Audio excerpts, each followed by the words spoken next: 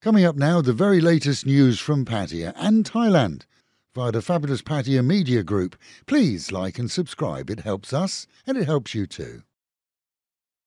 Thailand, Myanmar and Laos have announced a Clear Sky programme that is hoped to see all three nations working to resolve the issue of smog and smoke crossing borders and causing pollution.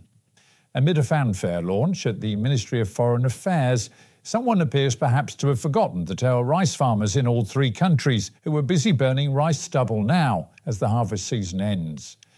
That agricultural smoke, though, adds little to the real issue, which is industry, according to experts, and continues to pump out smoke almost unabated. In the capital, a Russian, who some claim is a former soldier for hire, has been arrested after being found in possession of a firearm and ammunition.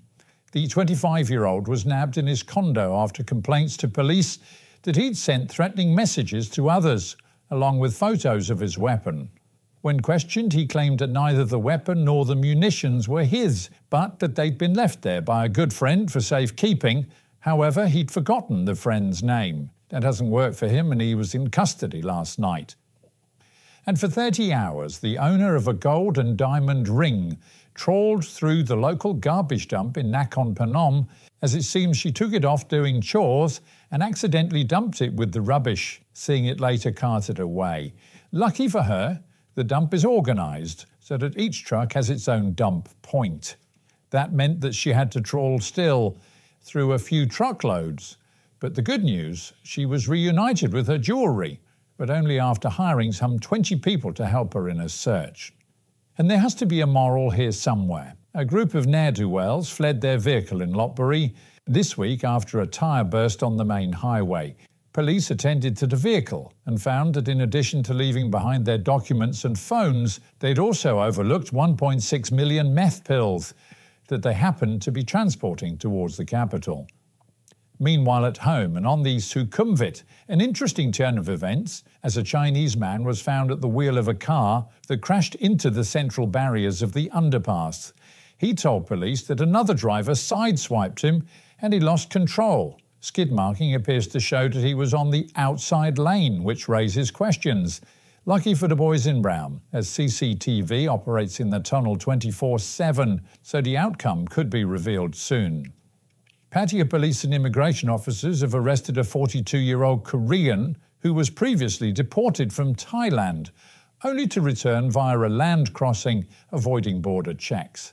As always, it was a concerned member of the public who reported him. Either way, he was sent to the detention centre until he again pays fines and is again deported to his home country. And City Hall has been approached by vendors at the Thepprasit Road Market, which has become known for decades as a great place to get a bargain.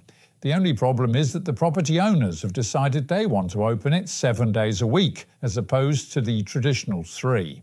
Vendors complained that they can't afford any increased rents, though, for their pitches, and that a so-called fine is already in place for any vendor who does not operate their pitch for a day for any reason. And that fine is 1,000 baht daily, a fee that they feel isn't fair in light of the extra days.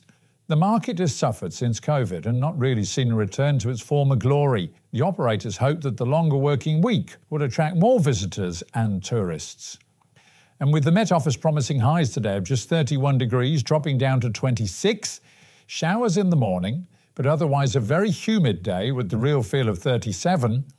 Local and national news today from Fabulous 103 FM and Fabulous Pattaya Media Group. And to get a notification every time we release another bulletin or programme, like and subscribe to our channel, Fabulous Pattaya Media Group, by using the link below.